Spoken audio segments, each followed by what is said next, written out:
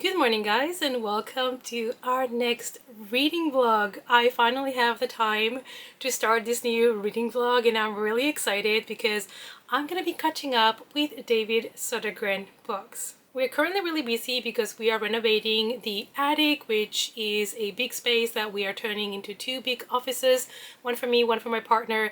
And so we have been mad crazy trying to clean everything up, to remove all the furniture and things that we had stored there. And after they're done with the work upstairs, we still have a lot to do and paint, and yeah, it's gonna be fun. So I've been so busy that I have not been able to start this vlog yet. I wanted to start it last week, but that didn't happen. However, this week I'm ready. It's coffee time! So one of my goals this year is to actually read all of the David Sodergren books that he has published under that specific name, and to do a ranking because I really like his books and I just want to finish reading everything he has published so far and rank everything for you guys. In order to do that and to motivate me to get it done, I decided to turn this into a vlog so I can hold myself accountable for reading these books during the month of May. So the two books that I'm gonna be reading in this reading vlog are these two books, and they could not be more different from each other. This one is one of his earlier works and this one came later on, and I think that this one's potentially the one that's going to be my favorite. And this one I'm a little bit nervous about because I don't know if I'm going to love it, and I'm scared because so far I have loved every book I've read by David Sodergren. So this one is called And By God's Hand You Shall Die. And the only reason why I'm a little bit skeptical about this one is because it is quite religious and weird, and I don't know if that's a combination that works for me, but I have faith in David and I like his writing, I like his messed up kills, so I still have hopes. All I remember right now from the synopsis is that there was a priest that had premonitions about the apocalypse coming, something like that, and a woman that knows also secrets and has visions about this apocalypse coming as well. I'm not 100% sure, but we will get into it together. And the other one is this one, Nightshoot, and this one I'm expecting to love because it is about a group of students that are trying to finish filming a horror film, and they decide to go to this abandoned place because they are running out of time and they don't have a budget, and they decide to break into this place that it's supposed to be haunted, and they decide to finish the movie there, and of course things don't go exactly according to plan. So this has the theme that I love, so I'm hoping to really love this one, and I'm a little bit unsure about this, but we will see. We will see. Maybe this ends up being my favorite of the two. You never know with David. So welcome to the vlog. We're gonna sit down and start reading these two books and see what I think of them. Day one of my David Sodergren reading vlog, and today is a very special day because actually I have some free time to read, which surprisingly doesn't happen that often. The reason is that I am waiting on a translation and I should have received the materials already 2 days ago, but I didn't. So until the company sends me the materials, I cannot start working on that translation, and that has freed up my schedule a little bit today. So it means that today I actually get to sit down and read for a couple of hours straight, which, like I said, doesn't happen too often, so I always embrace it when it does. I thought I would start today with And By God's Hand You Shall Die, since this is the one that I'm a little bit more worried about, so I think I'm gonna leave the other one as the second book in the vlog in case this one doesn't really hit the spot. Hopefully the other one will, but I still have faith. I have faith in David Sodergren. This one is also quite chunky. I know it only has, I think, under 300 pages. It has 269, but the lettering is quite small, so hopefully I can get through this one as fast as possible because I have time today. My goal is to read as much as I can today from this book so that I got one down also as quickly as possible because free time for reading doesn't come often in my life.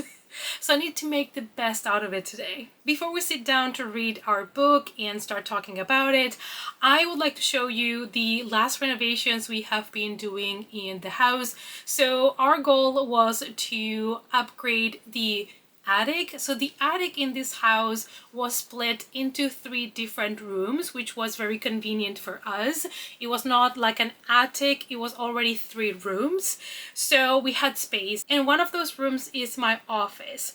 Now we wanted to expand the space with new windows and new kind of attachments to the walls to make the space a little bit bigger. So the last 2 days they have been installing that and they have been making that space. So now it's all finished, but it still looks like a construction site because we had to remove all the furniture, all the boxes that were there. We had to strip down the walls and all of that, remove the doors, because it's going to be fully renovated. So the plan now is to keep my office upstairs in one room, and the other 2 rooms are going to be merged into one, and they're going to be my partner's office slash gaming room, because downstairs we do have the PS5 and the Nintendo Switch, but we own a lot more consoles and we own a lot of games for different consoles. So those are gonna be upstairs, and we're gonna put a little couch, a little TV, so we can go back to play, you know, PS2, PS3, all the games, you know, the Wii, all of those things. If we want to play those, that's gonna be upstairs. So before we sit down to read, I'm gonna show you how it looks like now, but it's completely stripped, so just keep that in mind. So we're going now to the attic, and you will see everything is a mess. So this is how it currently looks like, messy. So this was my office that is now stripped, and it's still going to be my office again. Once we put it all back together, I have to figure out what kind of paint I want in the walls, but everything has been extended, as you can see, and the windows are brand new, and they all have this mosquito nets for the summer, which I think are going to be really convenient, and it's great to also keep the cats safe, especially Logan, because he's a troublemaker, as you can see. So we have expanded this space as well. We got a little bit more of space, which is great. And here we didn't even have a window before. It was just crooked. Like before, this wall was like this. So we've gained all of this space up to the window, which is amazing. And this is the big room. So these right here was 2 different rooms. So we had 2 doors, obviously. And now we're gonna close this with a wall and keep 1 door, because it's going to be just 1 big room. Here we are, also new windows, everything expanded, and over there as well. So this is going to be my partner's office slash gaming room. And here's the other troublemaker, Morbius. He loves to chill here now because it's new. So we have gained quite a bit of space, because basically these rooms were only up until here, and then we had already here the roof, and now we've gained some space. We have proper windows that gives us plenty of light. So it's basically a really good change, and we're happy probably when everything is finished, because now there's going to be a whole lot to do still. And this space over here, which is not a room and it never was, it's going to be the space where we do laundry. We have been using it as laundry anyway. So we have the washing machine here, and there's clothes here that I still need to wash, because with the whole construction and the workers being here, I haven't had time. So I have to get to that. But this space is going to be basically the laundry space. So now that you have seen the mess that we have been dealing with lately, it is time to get to reading, and I'm so excited to be back in this room for a reading vlog and just relax, because I have not had the time since the last vlog, which I think it was in, I don't know, February or March, beginning of March. I think it was the middle grade book series that I read in one go, the Shiver Point series. So I'm really excited to finally have the time to do a reading vlog and sit down and enjoy a book with you guys. I have my coffee ready, black, and I've had some stomach issues the last couple of weeks, so I had to reduce a little bit my coffee intake, which is really upsetting to me. But today we're gonna let the coffee flow. It's a special day. It's a day for reading, and I'm reading David Sodergren, which is one of my favorites, so the coffee had to flow. I'm going to use this very cute bookmark. It's really cute. I love it. I think Sharon gave it to me in this goodie package that she gave me when I met her at Yelk, and I love it. I think it's quite fitting for David Sodergren. He tends to be a little bit graphic. And I'm also wearing my Substance t-shirt, best movie of 2024. I mean, there's no discussion about that. Also body horror related to David Sodergren. So I think today we are on theme. And now without further ado, let's get into the book.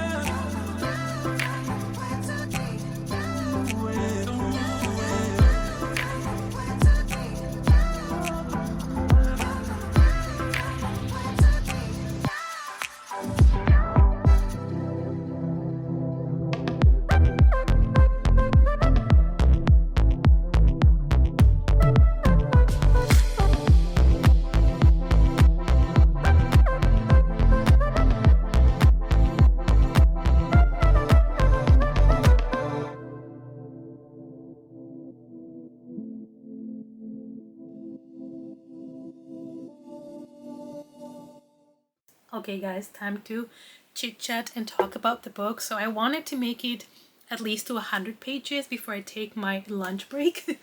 It's like a job, you know. I need a lunch break because I'm getting hungry. But I wanted to make it to 100 pages at least to feel like I had read a good chunk of the book, and I did made it to 100 pages. And it's also very satisfying because the 100-page mark is exactly when we are entering part 2. So it is divided in parts, and part 1 was called Life, and that's the part that I have finished and I can talk to you about. And I'm excited because part 2 is called Death, even though I can tell you there have been already some casualties in part 1. So even though it's titled Life, there's been some deaths in it. It seems there's only 3 parts. The last part is called Resurrection, so it's a 3-act book. So far so good. Actually, I am enjoying it a lot. I was a little bit scared and skeptical at the beginning, but even though this does have a lot of religious horror in it, because there is a priest that has been citing the Bible at the beginning and all of that, it's not as religious heavy as I had anticipated. The story is also a lot more straightforward than I had imagined. I think the synopsis had me a little bit confused, and I was a little bit worried that I was not gonna be able to get into the story. But good news is I'm enjoying it. So let's talk about what this book is about. The book starts in 1972, and we just get a little glimpse of Father Patrick Morgan, and he seems to be a very judgy man, and he's obviously very religious. He's walking on the streets on his way to the church, and he sees all of these places where you can buy erotic books, erotic toys, where you can watch live shows, you know, those peep shows and stuff like that. And he's getting very disgusted about it. He's talking about how women are the origin of sin, and how basically our vajayjays are where evil starts as well, which I'm a little bit, you know, hating this man right now. Not gonna lie, but I think that's kind of the point. I think he's supposed to be a character that you don't like at all by the way that the story is going and how he's behaving throughout these 100 pages. And he's one of the main characters. So we meet him in 1972 to kind of get to know how he is as a person. And he gets into the church finally after crossing the streets full of sinners. And when he gets into the church, he realizes somebody has broken into the church and 2 people are basically having sex, intercourse, coitus inside of the church. And he gets really mad and things escalate. So that's basically what happens back in 1972. and it's only like a brief chapter at the beginning, and then we jump 9 years into the future. So we are now in 1981. Welcome to the 80s, one of the best times to be alive. As soon as we get to 1981, we get introduced to our new main character, and that is a girl named Candy. So Candy is actually her work name because she is a prostitute, but her real name is Mary, which is very religious and very fitting as well. Now, in the city, there is a place where a church burned down. And in those very same ashes, in that holy ground where the church burned, they decided to build a new building. And that building is now a brothel. So basically the space that used to be a church is now a brothel, and Candy works in it. And every time she goes to work or goes back home after work, she has to deal with people protesting outside with banners and screaming at her and calling her slut and worse things. And all of those protesters, they're all led by one man, Father Patrick. So here we have him again 9 years later, and he's still trying to go against sex workers and against all of these, sex businesses. The author really wants you to care for Candy, and she is somebody that you can kind of not specifically relate to because obviously she's in a very specific situation, but you can understand her, and she is working in that brothel to make enough money to put herself through college, and she is almost done, with college, so soon she will be free and she will be able to find a decent job. We get a glimpse of Candy's work, how the brothel works, and the relationship she has with her co-workers, with her boss, and also with some of the clients. So it's interesting to see the day-to-day of these girls, also to get to know them a little bit better. And when you see Candy interact with her friends, you soon realize that she seems to be into girls. And of course, that back in the day was even more frowned upon. And it's very interesting to see the good relationship all the girls have, even though their jobs are not specifically jobs where you probably are happy every day about your situation. But especially Linda is one of the girls that she seems to be always so positive, and it always kind of breaks my heart when people have to work these jobs because they have no other way of providing for themselves or for their families, but they still try to be positive. Anywho, there is an incident in the brothel that involves Candy. Things escalate relatively quickly, and after that incident, Candy's life is going to be changed forever. Something really bad happens inside of the brothel, and all the girls are supporting each other, which that's actually really cool to see. So apart from the brutal, violent moments that you already get to see in those 100 pages, and like I said, multiple casualties already, apart from that, there is this kind of eerie, weird vibe in the building, and I think it's because it's a building that was built upon holy ground, and now it's a brothel, and the basement seems to be a place where something maybe supernatural is going on. Something might be related to the old church, we don't know yet, but there's this kind of eerie, creepy feeling about it, and I really enjoy it because our girls had to go to the basement for something, and when they were there, things were really creepy, and I really enjoyed those bits. Those were one of my favorite scenes so far. So there seems to be something supernatural maybe in that basement, or maybe the spirits have awakened, or something religious, because obviously somebody's mad that they have put a brothel where a church used to be. So I'm not sure what's going on there on the basement, but something weird is going on. I don't know if that holy ground from the church has some sort of connection to the other world, who knows. I don't know yet what's going on there, but I really enjoyed these scenes in the basement. Now, so far, only 100 pages into the book, but I'm really enjoying it.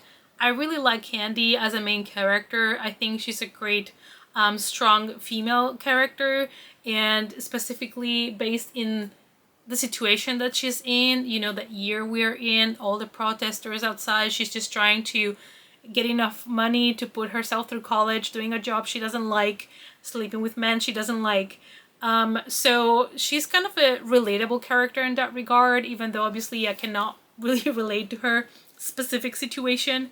But it's amazing when you have a character that is very different from you. Like, you don't share the same background, the same jobs, the same experience. You're not living in the same timeline, but you can completely relate to her experience and to the things that she's going through and the way that she feels. And I think there's something really powerful in that.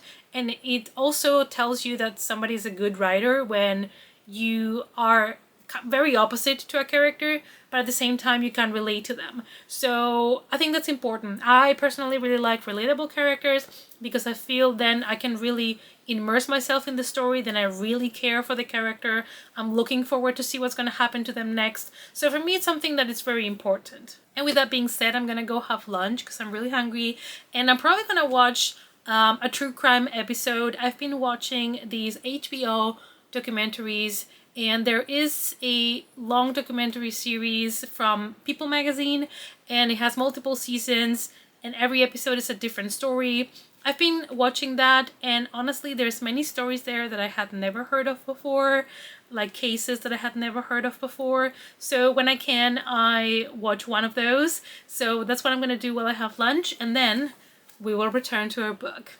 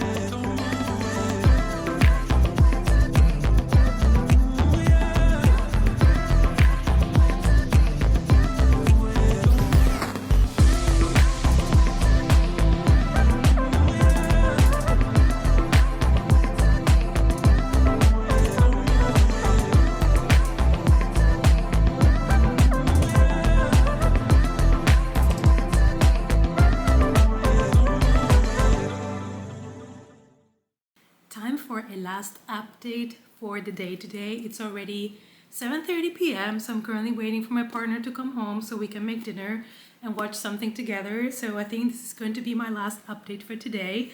And I've made it actually almost to part 3. I am in page 162, so I'm roughly 60% into the book, which is crazy that I've just read this in a couple of hours today because I have been really invested with it. So sometimes books that you fear reading because you have the feeling that they might not hit the spot even though they are by an author that you like, maybe we should really give them a fair chance, not prejudge the books by the cover, by the theme. Sometimes they might surprise you. So the majority of the story actually is taking place inside of the brothel. So we are, for the majority of the story, inside of the brothel. However, the author manages to keep it interesting because there's many rooms that we can explore, including the basement. Still, bad things are happening in the basement. And also, we are hearing different POVs. There's different characters introduced, more of the girls that work in the brothel, more of the clients, and things are starting to obviously escalate. More people are being killed. And I've just went through a scene. There's probably the worst death that I have ever seen. It's probably the grossest death I have ever read. And it was in page 155, 156.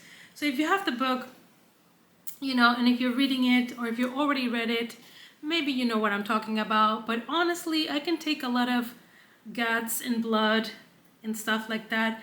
But that death in particular, that was very gross and disgusting to me. That was absolutely vile. Was it necessary, David? Was it necessary to do this?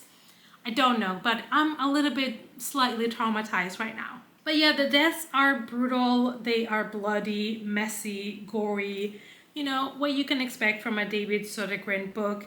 And even though, as I've mentioned before, there is religion in this book, it is not as heavily present as I had feared, I guess. And I'm really enjoying it because of that, because it still doesn't feel like it's a religious horror book, which sometimes, you know, they can be a hit or a miss for me.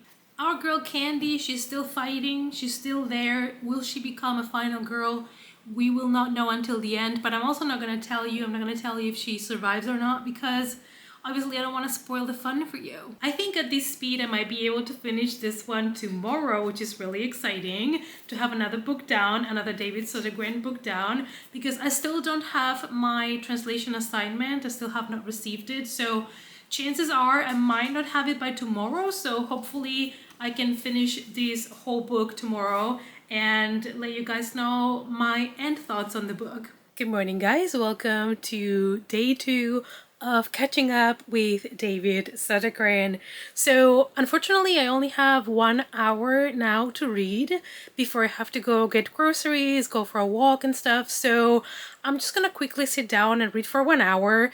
Then I'm gonna go get the groceries and have lunch and see if I have more time today to keep reading. But I'm already 60% into the book, so fingers crossed that I can finish it today. And as I suspected, the materials for the translation have not been delivered to me yet, which means that if they don't come at all today, I'm gonna have a couple of hours after lunch to still catch up with reading, which is fantastic. And it's actually very good because I have been stressed for the past like 4 to 6 weeks.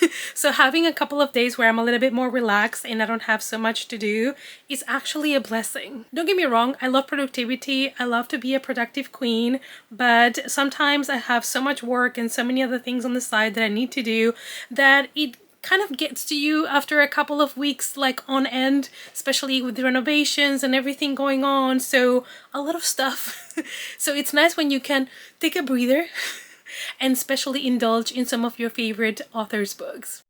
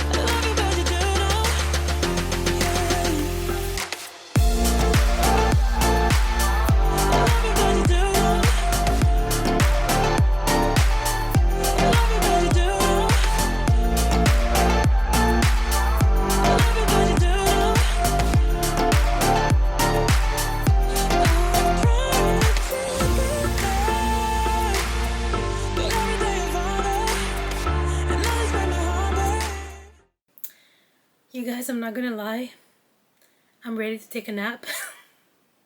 But I need to finish this book today, so I've made myself some coffee and I'm hoping to be able to finish the book before the end of the day. So I came back from my walk and from the supermarket, had lunch. I had a couple of hours of work to catch up with, and now I just feel like I need a nap.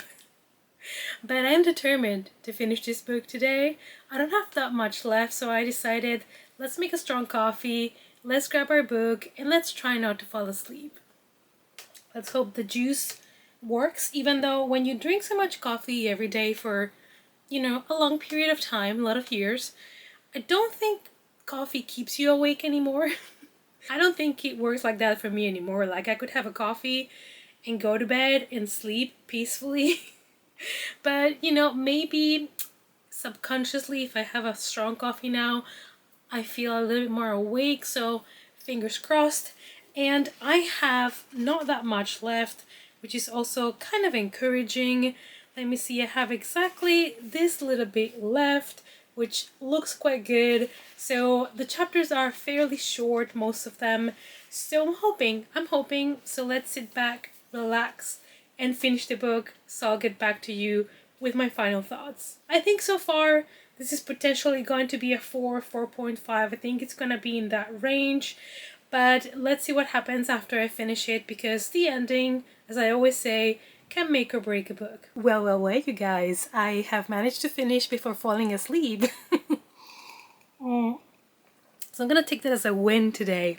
And what can I tell you about the book? Wow. So the last 30%, I think that's what I had left, was actually pretty action-packed. I mean, the whole book has a lot of action scenes and death scenes, and one of the most disgusting scenes I've ever read, one of the worst deaths I've ever read. So kudos to David Sodergren for managing that, because I've read a lot. And I don't know, it did get kind of apocalyptic at the end, which I was kind of expecting that, because the synopsis talks about the apocalypse coming. And when I started reading the book, I was not getting that vibe, but it does come. So just you wait, guys, just you wait.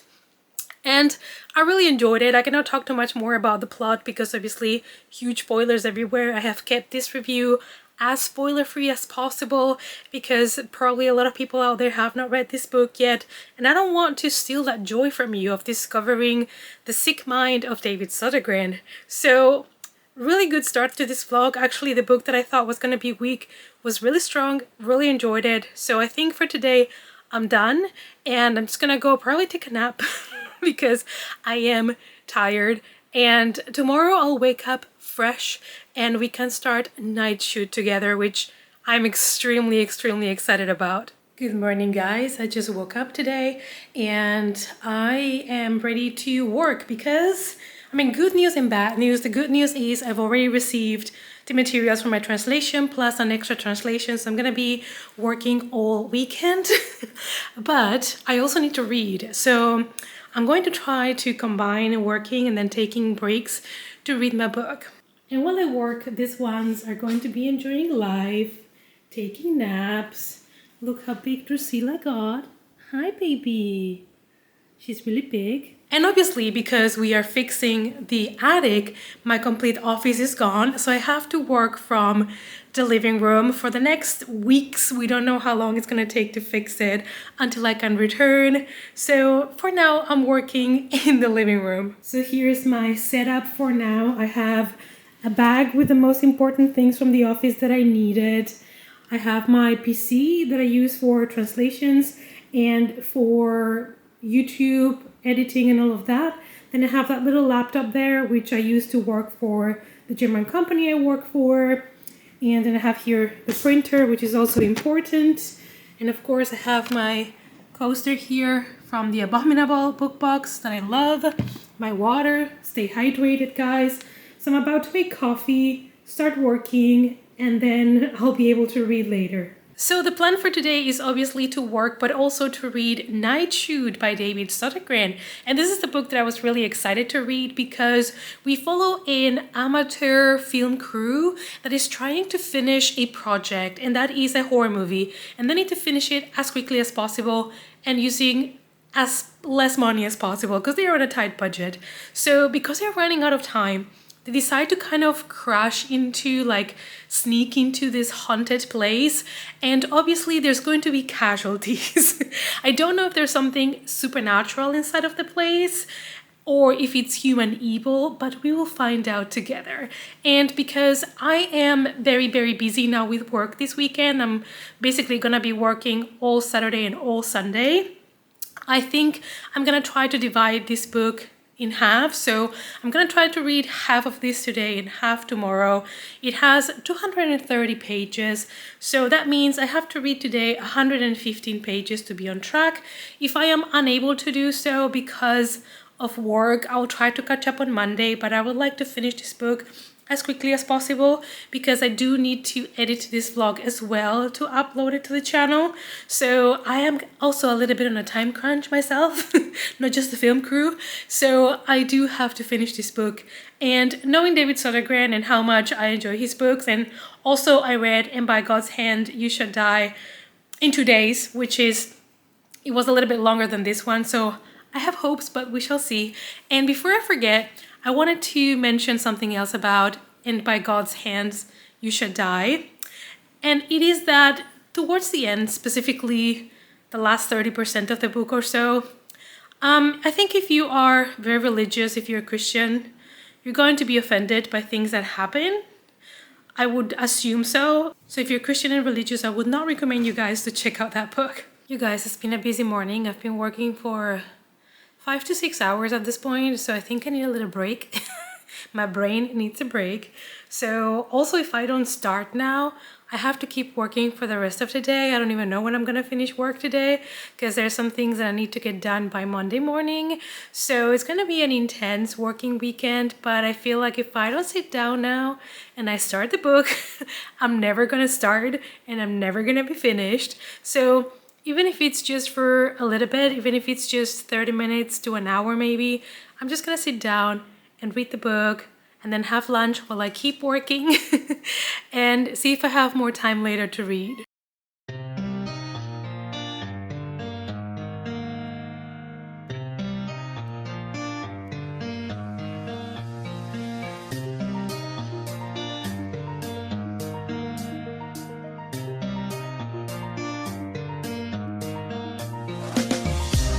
These roads intersect, on each one I reflect. These lines write my story. These places change me, each one replacing. Like night into morning, I miss the open air, the going anywhere, riding with you like we used to. Guess I'm better off alone, never know when I'll get home, but I know that home's where the heart is. Guess I'm better off this way, moving to better days, but I know that home's where the heart is.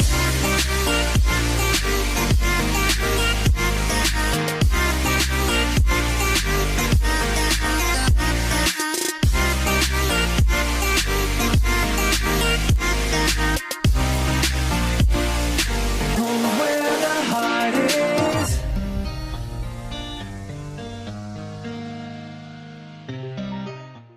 It is the next day. Good morning, you guys. Well, morning for me. And honestly, please, just accept my dead face today because I didn't sleep much last night. For some reason, I just kept waking up and it is what it is. But today, even though it is a Sunday, I still had to wake up early to make the best out of the day because I still have a lot of work to catch up with. And I want to do as much as I can during the weekend because on the weekends, I don't have my German work. That is a work from Monday to Friday. So when I have translation stuff that it's been like delayed or stuff like that that I need to really push through, I try to do it on the weekend as much as I can so that during the week I don't die. If you're also a hustler and you have different jobs, especially when you're a freelancer like me, it's important to also have different jobs for different companies. So it is a struggle sometimes. Sometimes we don't really have days off. But the translation that I'm currently doing, it's a lot of fun because it's an 80s, 90s police TV show from America that it's a lot of fun. So at least that one I really enjoy. Sometimes you have to translate things that are not as fun, but it's work. And other times you get to translate TV shows or movies that are fun. Today is going to be another day full of just work, work, work. And sadly, the weather is also not great because I was thinking today maybe I could sit outside in the garden and just enjoy my book, but it is very dark outside, very gray. So the weather has shifted from like 22 degrees, 25 degrees to like 13, 14 again. So thank you, weather, for doing that on a Sunday. But nevertheless, I want to try to make some progress with my book, even though I'm gonna be really busy with work today. And I'm here to update you on Nightshoot, which let's start by saying that I think this is going to be potentially one of my favorite David Sodergren books. But let's not get too much ahead of ourselves. Let's see, so yesterday I made it to page 100, which is not bad. My goal was 115, so you know what, I'll take it because I was very, very busy. So honestly, I'm gonna try today to read as much as I can. However, I think it's more realistic to assume that I'm gonna finish this on Monday, tomorrow, which is still fine. I should still have enough time to edit and upload the video. But it is what it is. Sometimes you have to juggle responsibilities and life as best as you can. So let's talk a little bit more in detail about Nightshoot, shall we? So indeed, we follow a crew, like a film crew, but they are students. So they are struggling. They don't have many like equipment. They don't have like a lot of experience. They are doing this as a project for school, and they need to finish it in order to get a good grade, even though nobody really has a lot of confidence in the director, because apparently this guy Robert has done a couple of other movies in the past and they were both trash, but they don't have any other choice because they're the only group that was available. So basically everybody that is helping with this movie had no other choice, and they're not really happy about it, but sometimes you gotta do what you gotta do at school. The movie is gonna be called The Hunting of Lacey Carmichael. And basically the main character that is telling us a story is called Elspeth. Elspeth has worked with Robert before. She doesn't really like him, but there were no other groups available. And this is probably the last project so she can graduate. So she's like, you know what, let's just get it over with. And Elspeth is a really cool character. I really like hearing from her own point of view and her perspective, how she's talking about the other crew members and saying, you know, everything that comes to mind. So the crew members know each other except the two lead actors, or the only actors that this movie has, because they're not even getting paid because it's a student project. So they all gather their equipment, they all get in their cars and they drive to the location. They only have one day to film in that location, and that is Crawford Manor. Now, that belongs to a family member from Robert. So Robert is called Robert Crawford. I think it belongs to his uncle. He doesn't really have a good relationship with the uncle, but he allows him to record for the day, and they are really excited because it's a very like creepy and beautiful place, and with the big rooms and corridors, and it looks very much like a Gothic mansion. So they're very excited that they have the whole day, but they have to be very quick about it because they don't have, you know, so much time to reshoot a lot of scenes. Now when they get in Crawford Manor, and the way that it's being described, it almost sounds like a very cold place where there is this beautiful rooms, but it kind of feels like creepy. It kind of feels eerie because the whole manor is very empty. It's only the uncle living there. So the atmosphere and the setting for this book is actually pretty good. Now Robert, you know, once you start hearing him talk, You already know that he is a prick. He's disgusting. We hate him. And the way that he talks about women and women's bodies and stuff is just disgusting. So you're gonna hate this character. And probably if he dies, you're going to be very happy about it. He's just a narcissistic asshole, and yeah, nobody's gonna like him. I can guarantee you, you're not gonna like him, they're not gonna like him, nobody's ever gonna like him. But anyways, when it comes to the movie, they're trying to make a horror movie, right? So it's supposed to be kind of a supernatural movie connected, you know, to the world of the dead and the spirits and the ghosts. We get that. But Robert insists to have nudity, specifically female nudity. We're not talking here about the male actor stripping down. No, it's a female actor that has to remove her clothes for a shower scene that has no purpose at all in the movie, but he always comes up with like excuses why the scenes are important for the movie. And it's very reminiscent from the older horror movies where boobies, you know, boobs were very important. In all of those movies you had to see boobs all the time, which I think it's something outdated. Like, I don't mind it at all when I watch horror movies, to be honest, especially the older ones. But I think for modern horror, it's not really needed to see boobs all the time, and I don't need that. And apart from that, you know, they start filming the scenes. Everything is going according to plan until it isn't. There is a tiny accident that delays things, and then the movie is jeopardized. Things happen and they don't know if they're gonna be able to finish the movie. They basically are running out of time and they cannot stay longer than they had agreed. And Robert is like, you know what? We're gonna still film overnight. Even if my uncle doesn't want us to be here during the nighttime. Maybe there's a reason why, Robert. Just think about that. Maybe your uncle doesn't want you to be there during the night because bad things happen. But Robert, because he's so cocky, he's like, doesn't matter, we will do it, we will get into the manor at nighttime when my uncle's gone, and we will still film all night through. So that's where I am at the moment. They have kind of like sneaked into the manor after the uncle has left, and they are trying to catch up now with time and trying to finish the movie.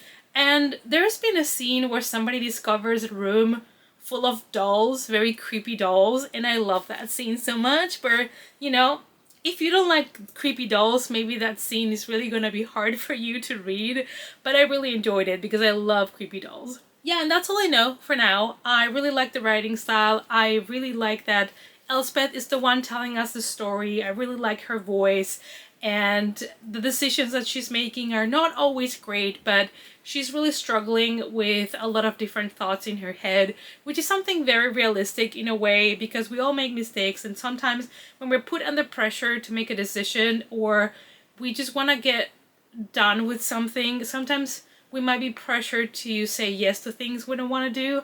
So I understand her as a character, I like her as a character, and this book is quite creepy, entertaining, and the chapters are quite short, so it's very fast-paced to read, and I'm having a blast. Now, I do have to work today, so what I'm gonna do is I'm gonna read a little bit now, maybe for, again, half an hour, 1 hour, see how much I get done, and then go to work and try to, in between, read some chapters to see if at the end of the day I have most of the book down and I can just finish it peacefully tomorrow.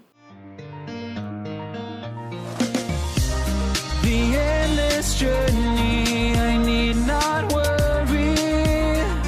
I'll get where I'm going. I made it this far beyond where you are, and I'll keep on growing. I miss the open air, the going anywhere, riding with you like we used to. Guess I'm better off alone, never know when I'll get home, but I know that home's where the heart is. Guess I'm better off this way, moving to... Hello there, guys. It is Monday, and the good news is I have been able to finish the translation I had to hand in Monday morning. I've been working like crazy all weekend, and because of that I had to finish my book today. But the good news is also that I have finished Nightshoot and I have thoroughly enjoyed it. The last update I gave you, I was kind of almost halfway through the book and it was getting really interesting, but towards the middle, it's when all the action starts. Basically, when they decide to go back to the manor without the uncle's permission and they decide to do this night shoot inside of the place, that's when shit hits the fan.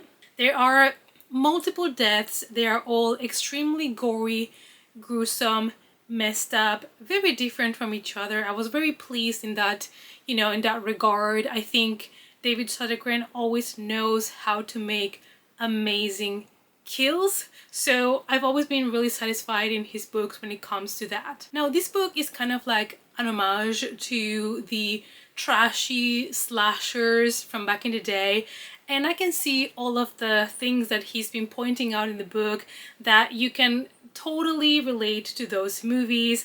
I know the author himself is also a film buff. Apart from loving horror books, he also loves horror movies, so it makes sense. And to be fair as well, while I was reading this book, I could imagine all the scenes, and honestly, this book could be just turned into a movie frame by frame, page by page. And that is also something that I really enjoy when I'm reading a book. If I see the movie in my head and I can totally imagine this book being turned into a movie very easily, it's something that I tend to enjoy. Like I'm seeing this movie already run through my brain. So I think David Sodergren really knows how to paint that picture in your brain, and I really appreciate it. I think I struggle sometimes when authors do not give me that kind of mental image and I'm struggling to picture the places, the characters. That makes it so much more difficult for me to really be invested in the novel. Also, when they come back to the manor, they are from that moment on locked inside, unable to leave. So whatever happens in there and they are at their own mercy. This house is completely isolated from the rest of the world and there is no other exit because the back of the house is basically like a really steep hill down to the sea, so there is no other way out. Now they are in the darkness of this old house,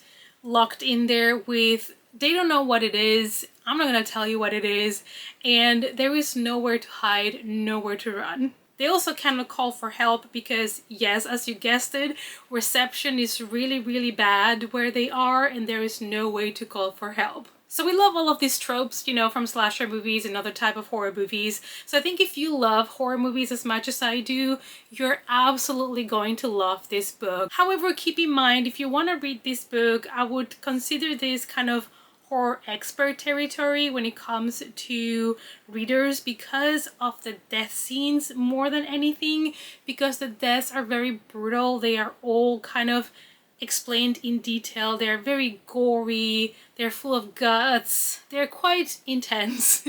So I would not recommend these books to a newbie, but I would not recommend any David Sodergren book to a newbie. So yeah, just keep that in mind. And I have decided to give this one a 4.5 because I did enjoy it more than And by God's Hands You Shall Die. It was not a perfect 5-star for me, but it was almost there, to be honest. So I was really satisfied, very pleased with this book. So this one is going to be high up on my ranking for sure. I know this vlog has been a little bit all over the place and I've been mostly home and working, and I hope that it still has been interesting enough to hear my thoughts on the books. But this is honestly my life at the moment. This is my day-to-day, so I'm not gonna pretend that I'm doing things that I'm not doing. This is exactly how I'm living my life at the moment. Working from my living room, we're fixing things in the house, I have a lot of work, and I'm struggling to catch up with, YouTube and reading, but all I can do is try my best. So hopefully you guys enjoy this reading vlog, and I hope to see you all in our next coffee time to talk more about horror. I'll see you all in the next one. Bye!